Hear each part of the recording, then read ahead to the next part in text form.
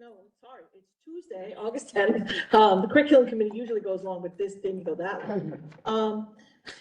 The finance committee of the Monroe Township Board of Education, and I welcome everybody to the table. Appreciate your time and attention. I believe we have on the phone, Mrs. Skirby, are you there? Yes, I'm here, Katie. Okay, great. So, that's it. It's the three of us on this committee, right? I don't think there's anybody else. Yep. Okay. So the first item on the agenda for discussion is a review of the attorney fees. Standard things, we have Oprah expenditures of $1,000, and then we have labor negotiations, which should be winding down on that for the bills of $1,800, and then we have some defense matters that we're paying off and working with the attorneys on. Some of them are old cases from a while ago, but we have a current one that is just been settled, and so that we should not see next month. We should probably be finished with that for a total of $17,818 in attorney's fees.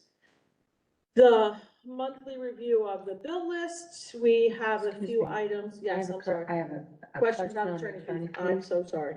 And you mentioned it. And my brain is not functioning well. Oh, the negotiations amount. Yes. Why are we still negotiating first that we're still paying them? Dr. Chanley, would you care to answer that question? Yes, thank you very much. So even though we are complete as far as actual negotiations, there has been some back and forth between verbiage. So verbiage, format, and the way you get it processed so that they can have the end result, which is the book that they come out with. So basically, it's the paperwork involved in back and forth. Okay. And so we're not paying, if it's, let's just say there's a lag, we're not paying for lag, but when they actually work on it, cross out, a change, a correction, that's what it is. Okay. But as far as negotiations, that's done. That's what I was figuring, Yes. what was still. No, that is completely done. It's just the back and forth That's all. process. Thank you. You're welcome. Good question. Katie, if I could, Sure. and it's just important to note too that this is the August bill from the attorney, so this isn't the October bill. So our bills are, if you look at the top, it's the August charges because of the way that the billing is done by the law firm. So these aren't accrued in October. These were back in August. Mhm. Yeah, and in November, we'll get the September. Mhm. Right, So yep. it's always like 2 months, a month and a half behind really when you think about it. Mhm. And that's where we're at. Any other questions about the attorney bills, attorney invoices? Okay. So the next up is the bill list. I did a review of some of the large items. We are paying the second installment for the DG architect. One of the installments for that in this bill list. And I'll go back to my notes, sorry, I have it here. DGI group, so it's about the 12,000 for them. So one's for the plumbing designs and the other is for Apple Park roof designs. And that was partial payment for work that we have commissioned them to do for us. There was some explanation. Ed services is a large amount this month. And that's the one I didn't write down, but that's for transportation services. And then there's also some service bills that we received for high school work on HVAC, as well as work, I believe, and you said at Apple Park, for that, so we're there. And then one of the large bills was also for tuition for the charter school, and that was about gonna bring that up, $35,000. So that's there, and we pay that based on the information in the invoice that we receive. Otherwise, nothing outstanding, nothing glaring, nothing came out at us. Any questions on the bill list? I have a question. Mr. Payne. J&J gym floors, what was done to them, and is that part of an actual annual contract that has to be done to the floors every year? It's on page 410, and it's check 57396, dated 10/19, J&J gym floors. It's here, it's, let me. Keep going, it's upward down. Do you remember what page that was on? I have 4 of 10 that were printed from home. It could be the I don't know for sure, but it could be the cleaning of the floors over the summer. Other summer. That's probably what that was, yeah. Yeah. And is that something that's contractual and that's done every year or every 6 months or how, whenever Well, needed? every summer they do that. Just summertime, not as needed? So we're contracted just for the summer? Yes.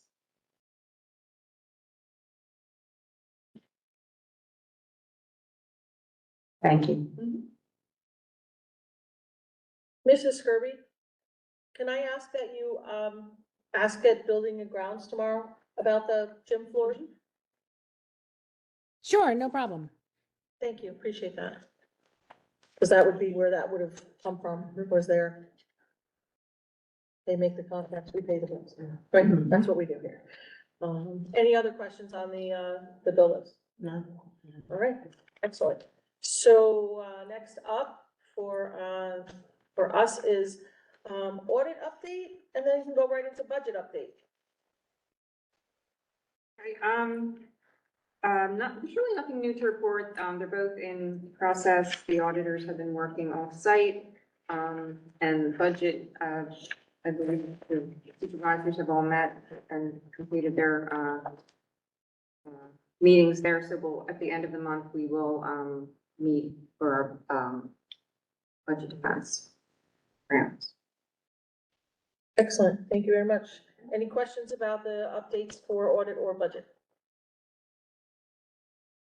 Excellent. Next up on the agenda for this evening is summer programs. Mr. Maralda, you have some information for us. Sure, thank you, Mrs. Belko. So, at the request of committee and for the sake of reporting out and completing our after-action evaluation of our summer program, I've prepared a general summary to talk about program sustainability and opportunities.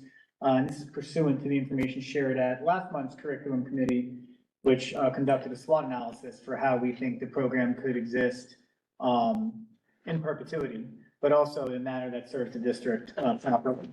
So our summer program was a general term that we used to categorize everything that occurred in our school district during the summer.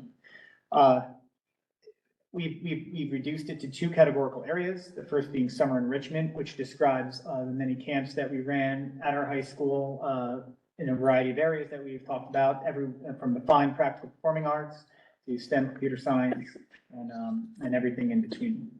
The second categorical area would be summer remediation or summer school, which this year was limited to a 60-hour credit completion summer school, which would offer credit completion services to students that had failed their class with an average of 50 to 64. So that would be your 60-hour credit completion. Just a quick history background. I know we've talked about this at the curriculum committee, but just for the sake of the financials of it, our school district had not run summer school for some time prior to the COVID pandemic shutdown. And in the wake of the pandemic, the state of New Jersey offered money via the ESSER grant to school districts to help kind of recoup maybe some of the potential learning loss, but also some of the programmatic opportunities that might benefit students coming out of that unprecedented time. Our district, Dr. Lehman approached us at the time with the opportunity to kind of look at creative ways to use this ESSER money in a manner that would service what our needs were. So we selected to offer summer school because not unlike many school districts coming out of COVID, we noticed that there were a lot of our data related to student failures was up. So we knew that we could have a direct impact on getting people back on track for graduation. But we also knew that and that would be related to the high school, but at the younger ages, our objective data was not necessarily showing tremendous learning loss in the tested areas, but we didn't want to miss out on the opportunity to offer our students something meaningful. So we did offer enrichment camps, and this was all at the benefit of having that ESSER money at our disposal. And what we really tried to do was use the ESSER money as a way to identify more longstanding sustainable programmatic opportunities here in the district, because we knew the ESSER grant money was temporary, and we knew that there was a call locally here for year-round programming. And so here we are today. The ESSER money grant, or the ESSER grant money is gone, and the district made the decision to move forward with a tuition-based program in both remediation and enrichment. So here we go. We'll start with the enrichment program, and it's a tale of two programs, and for reasons, and I'll tell you in a moment. Summer enrichment serviced 578 students across the district and was limited to students entering kindergarten, and it closed off for students entering ninth grade, and that was really a programmatic decision to limit it to that. It was important to note that these programs were all curricularly driven. And while they were camps and enrichment models, they all had a foundational base derived from some sort of curricular program that already existed in the district. Because we didn't want it to turn into daycare, we didn't want it to turn into babysitting. We wanted to make this a functional, serviceable opportunity for all types of learners.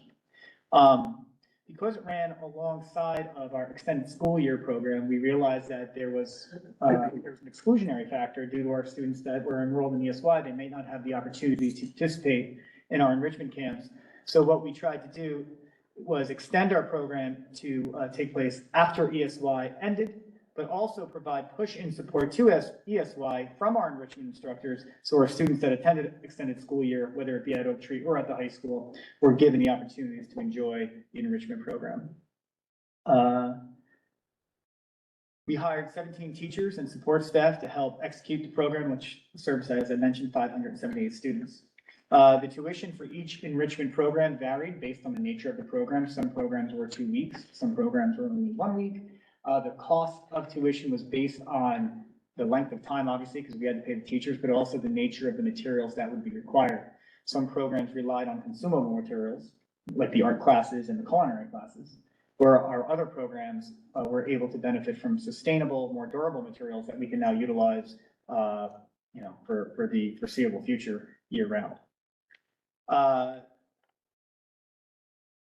enrichment, as far as tuition, our enrichment program generated revenue that was positive, and that included, after considering, we absorbed significant expense with personnel related to our ESY integration. There was significant expense to start up our program, which helped us outfit our classrooms and our teachers with the durable resources that would be needed to help execute the camps. But at the conclusion of these camps, these durable resources, some examples are robotics, computer systems, culinary equipment. These materials that were obtained through the revenue generated by this program will now be able to be utilized throughout the school year in our curricular program. So it was really good bang for our buck. And of course, we had to hire a nurse to make sure that everything was safe for our students. Particularly when you think about we had young kids interacting with some equipment that they had probably most likely never been exposed to before inside the high school facility.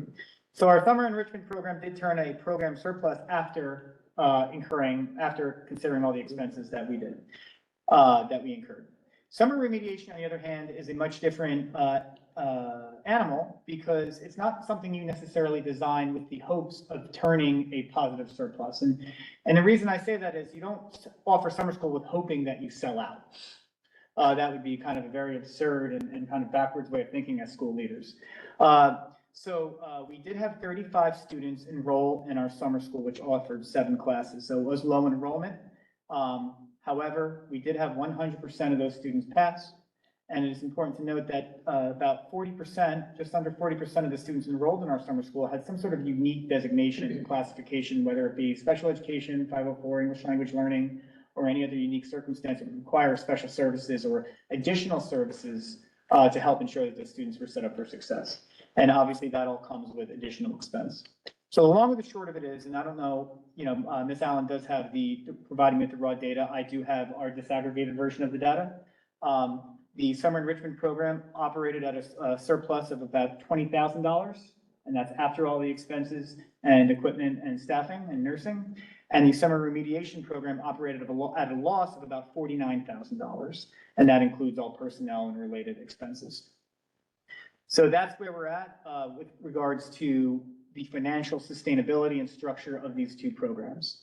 I came into tonight without necessarily the intention of offering opinion of what this data means moving forward.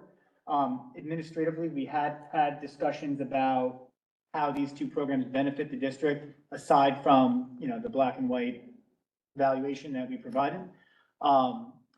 There's absolutely a viable purpose for both of these programs, I think, moving forward for this, for the servicing of the school district.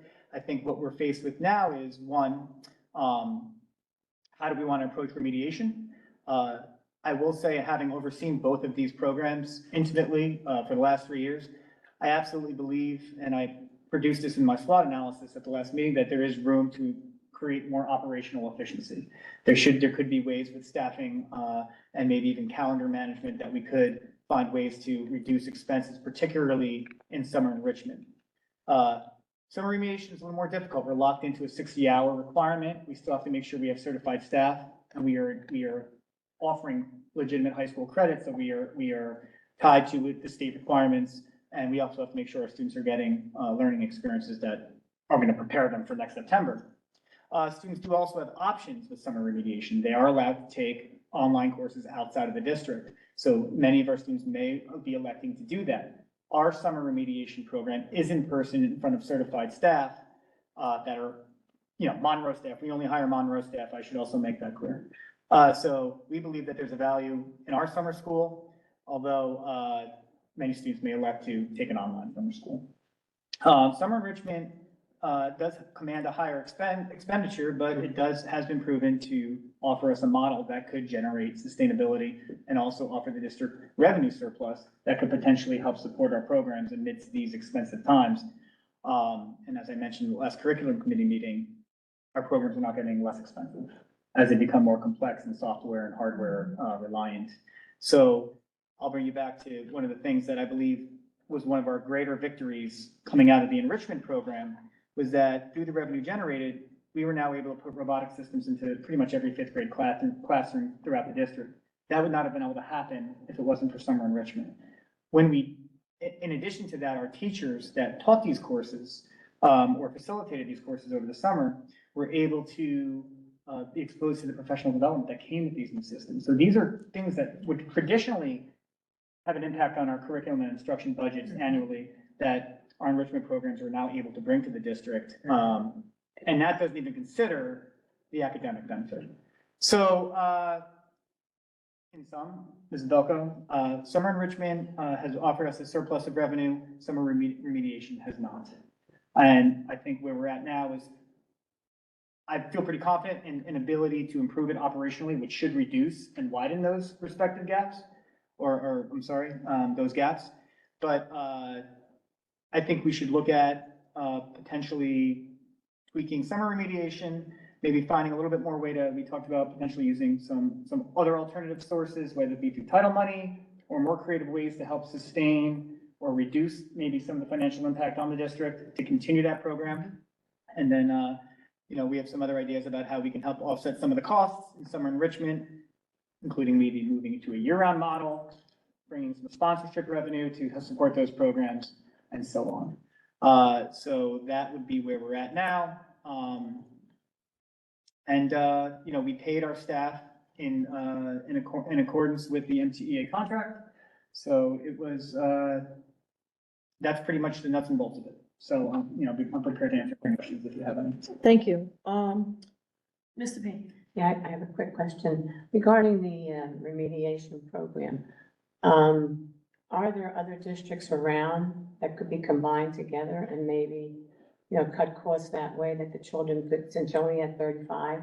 But I have to say, when I was a kid, okay, a long time ago, in New Brunswick, most of the Catholic schools didn't have remediation, so they all went to New Brunswick, one of the schools, and everybody had to go there. So can that be done also with other districts surrounding us? One of the areas for opportunity that we identified, particularly with remediation, would be potentially opening up to outside districts. And the reason why we think that could be a viable opportunity is because our programs are offered in our labs with our equipment, with our certified staff. And that's actually what makes our summer school unique to what I think some of the alternatives are. I don't want to speak to any other districts around us, but we all, anything that you would get, and this is part of the reason why the program is so expensive. anything you would get during the calendar year, you got in our summer schools this summer. And that includes the labs, you know, even this like the ESL services if needed, pushing support when needed, even, you know, the nurse helping kids out, you know, summertime's a long time. It's a lot of work. We think that if properly presented and in collaboration with some of our partners throughout the county, I think it would be an appealing opportunity to students outside of our district. That's what I was thinking Mm-hmm. too, trying to, and then tuition to come here Mm-hmm. and make some money on it. It's definitely one of the options that we looked at, but Okay. thank you for bringing that up. Okay. Any other questions, Mr. Bean? Oh, no, that's it. Thank Okay, you. so actually you did ask a question, I was asking a question there, you know, have we thought about opening it up to outside of the district? For, you know, students to come, not only our, you know, class credit completion, offerings, but our enrichment offerings, have we thought about offering our enrichments outside of the district of Monroe? We have, and I think that was one of the things we identified again as an opportunity, for particularly with some of the work we've been doing with our sending district, to align our curriculum, to expose them to our facility. But we know that we've talked about our enrichment programs at nauseam at curriculum committee, so I don't want to repeat it here, but we think that we have, between our computer science, our culinary, and our art programs that we run over the summer, we feel pretty confident that we would draw an audience outside of Monroe. Okay. So that would be something we'll be looking at very, very closely, not just for our summer programs, but if we do decide to go to 12-month programming. Okay. But what you said tonight, it was such a great marketing presentation for other districts, what you Okay. told us tonight. I thought that was terrific. And definitely there were some clunky things that occurred. We got busy right after the referendum campaign, and immediately we realized that we had no formal mechanism for onboarding registrations. And this is one of the things Mr. Barron-Deacon and I were looking at with some of the new ticketing and Okay. automated. So that our calendar got out late. So, you know, Monroe Rec, who we try, and I should mention that we try really hard not to compete with our community programs. So we don't offer the same stuff. We don't care about other towns, but you know, we want to make sure our students have opportunities to do both. But one of the things we had is onboarding staff, communicating our calendar and things like that. And these are easy things that we think we can tweak and would make an immediate impact on, you know, our revenue streams and things like that. Yeah, definitely. Mrs. Skirby, do you have any questions? I don't, Katie, thank you. Okay, so I have a couple of statements and a question. Ooh, I sound like Gazal. So I like the idea about shared services with other districts. I like the idea of offering, outside of district. What I'd like to ask is, before you present to the board for approval Absolutely. for next year, you'll have to come to the curriculum committee as well as to the finance committee. I'd like to see a formal, like, revised business plan for Yeah. how you feel you can decrease that $49,000 budget, you know, deficit for that and actually have a real budget for the program. I know that you did, but I'd like the committee to be able to see a formal budget presentation. Yeah, and there's a difference when you're coming off a grant. Right, And then, you know, and I think Yeah. that one of the things Dr. Lehman and I had talked about when we decided to kind of operationalize this, when we kind of knew the grant was gonna dry up and then we got the green light from the board to move forward, we kind of knew that it was a different playbook. We approached it differently with trying to be a little bit more mindful of the penny pinching, but we also had the challenge of startup. Yeah. So, So I'd like to just kind of yeah, see but like, there what's definitely the was a lot business different this plan year. for now our second year of this that because we've monetized it. We had the grant money, so we Yeah. kind of knew we were going and, you know, we were, not that we weren't cognizant and aware of what we were spending. It was just that it wasn't gonna hit our budget. And this is a $29,000 hit. Yes. It's a lot of money. Yeah, for sure. And believe me, the 35 students, we should mention, which was mentioned in the SWOT analysis last month at the curricular committee meeting, was that 100% of our students did complete credit recovery. So that's awesome. That means the program worked. That means what we presented was good stuff. These kids learned, they were able to move on. I believe someone was able to graduate. So that's awesome. Like, so that, to me, that's there, and and that's not lost on me. But as the finance chair, I will say that I would like to see a solid business plan sure. for how we are not gonna finish in the red. And that's why I tried really hard to come in here without an opinion today. I understand. So, and it's hard for me to do, in case you've never met me. Oh, But yeah. I, And you have a lot of great ideas, and we have had, conversation about that, and this is what we're doing here. But, from this committee's perspective, from the curricular committee's perspective, we talked about at the September meeting, we talked about that. So we have that to kind of work with, and, and as this is, the committees, we all kind of work together. yeah, So- no, and I'm confident that there is room just for some operational efficiency to Mhm. narrow that gap. Mhm. So challenge accepted, and we'll look forward to following up in a couple months. All right, I see Thank the you. challenge flag. I don't have a red flag on me, but Mhm. maybe next month, I'll bring a red flag. It's football season, right? Isn't that what they do? They throw it, isn't the challenge flag red? It is. No, okay. Well, That's we only have, for we have the contest- second and if you're gonna seven. contest something. Yes, contestant. Well, I'm just challenging you. Like I'm if not I contesting. said that remediation was gonna make us all rich, then. Yeah, that I would definitely throw, especially after this report, I would throw the Yeah. challenge flag. So, there are no other agenda items for the finance committee meeting this Can I just evening? ask one? other- You may ask What- another question, Thank you. absolutely. Would it be all, in Middlesex County that you would advertise? Would you start with surrounding areas? Would you go out as far as Middlesex County? I mean, I'm just thinking. I don't for know you what I'm to- allowed to do, for but you my to guess think is I about. would go right after Freehold Regional. Mhm. But just because I'm familiar with their program of studies already, because we've looked a lot at them. Now, they have a different rule book because they're Monmouth County, Mhm. but they've got, 6 high schools within 10, 20 minutes of here and a ton of people. Mhm. And since we're in South County, I think we'd be appeal to them, but I don't think we'd have to be limited to Middlesex County. Okay. Yeah, I mean, but again, I think when it comes to summer programming, it's often proximity. yeah, Right, It could take us 45 minutes to an hour to get to North County. yeah, If we limit ourselves to that. 20 minutes to get to Monroe and Alva. Right.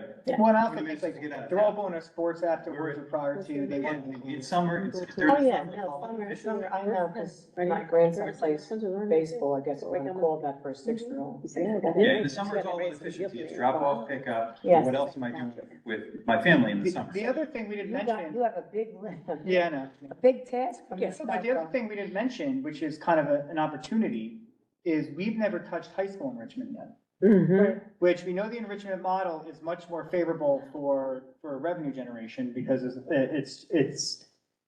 you don't have all of these requirements. And you can limit it in length. So we know we have to pay staff 60 hours to run a remediation class to stay compliant. In enrichment course, we have the flexibility to design whatever we want, and we already know that there's a call for things like SAT courses. Yes, Even just leadership, public speaking, and the one thing we've learned over the last 3 years from the Monroe learning community and beyond is that there is a demand for content consumption and learning consumption over the summer, in addition to, which I think is fine, it's better than sitting in, I've always been like, 12-month learning is not something that I don't know if I could get on board until I realize that everyone's doing it in conjunction with everything else, as Right. long as they're not doing it in lieu of everything else. And I have a hard time knowing that our Monroe students are going to private businesses that aren't run by certified staff, nothing against them, but I would rather them learn from our teachers, we can hire and pay our own staff, that's right. and then make sure that they're at least aligned up with what we're trying to do No, with this district. I So I think think that there's an opportunity there that could help, and that's gonna be my ace in the hole, Mrs. Belko, to close that gap. Yeah. Is to maybe take a look at with the high school administration, what opportunities we could have for an enrichment program over the summer for high school students, because remember, we cut it off at 9th grade right now. Right, We had high school enrichment and remediation and enrichment at the middle school level as well. Many, many, many years ago, like 17, 18 years ago. I am proud though, since it wasn't, we were nervous, I was nervous and the team about, we went from a free program to charging a fee. Mhm. Just in one summer, amidst tough economic times, amidst, we're asking for referendum and all this stuff.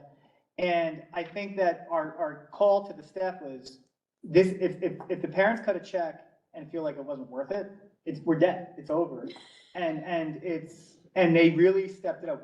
Many of the things we did this year were not repeats. They were all new programming and the staff planned it. And then they would have to reset and do it again. These are young kids. Many of our staff that work were high school and middle school teachers. And the other thing is we don't talk about, we have middle school teachers teaching first and second graders, Mhm. high school teachers going over to ESY. the hidden value in the professional development that the staff was getting throughout the summer.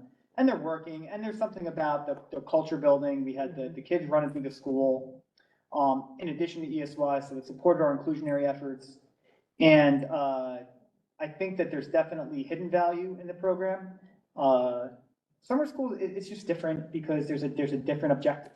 You know, you're coming off a failed mark. It's just a different feel. So we try to get them excited about coming, but we also have to keep them focused and locked in. And now they're sitting in their classroom from 8 a.m. to 10:20.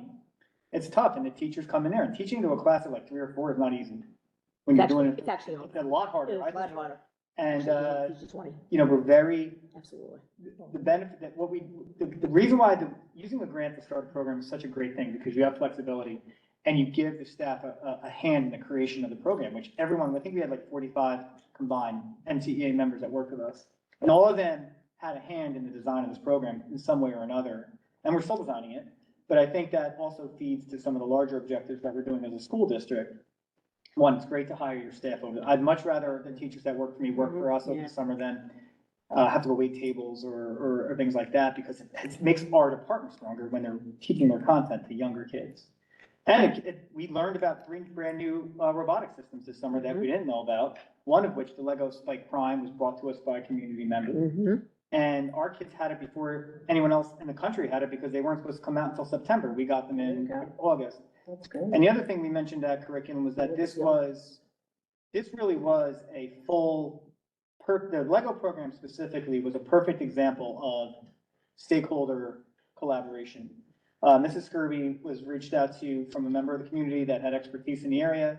She brought it to the administration. We brought the gentleman in.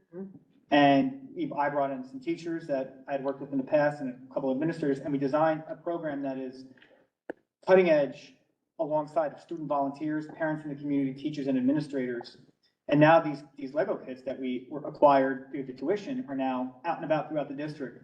And it started with just an idea in the community.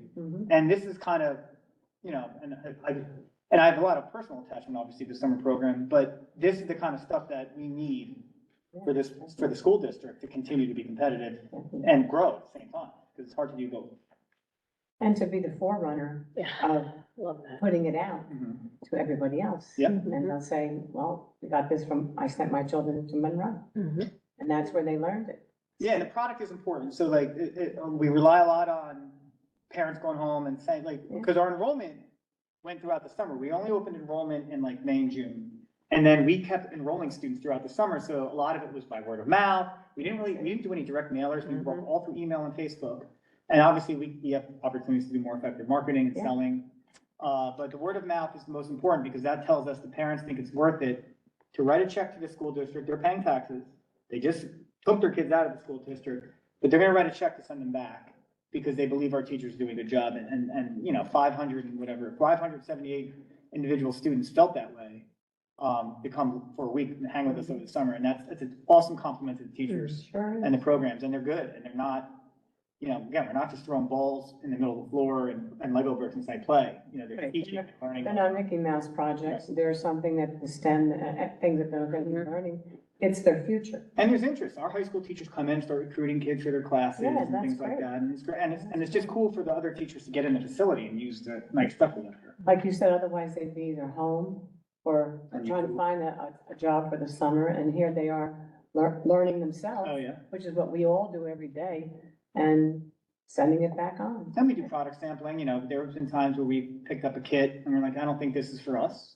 And we don't have to make the full-on commitment like we would make if it was gonna be and that was, again, I have to, and I, you know, I'll give credit to Dr. Lehman, because we 3 years ago, you know, we could have very easily taken the ESSER money and dumped it into like textbook series and stuff like that. A lot of districts did. I know my district, didn't go in the same way as we did in certain instances. I know other school districts have used their money for more material things. But you know, we invested in our teachers and our curriculum. And I think that It's an investment in our children. yeah, that was a shrewd move. And now, you know, we have an opportunity here to continue to develop this program, despite the fact that ESSER's gone. Right. That's great. I Great think job. it's definitely a great thing to do. So, Compliments to you, Mr. Yes, Ronaldo, yeah. for all your hard work. So that's Thank all you. we have. Had some good Thank you for the helpers. conversation. Thank you very much. So that's it for the finance committee. Thank you all for your time. Appreciate it. Thank you. Have a great night. Next up is policy, You too. 20 minutes. Everybody have a great night. Have a good night as Thank well. you. Allergy season.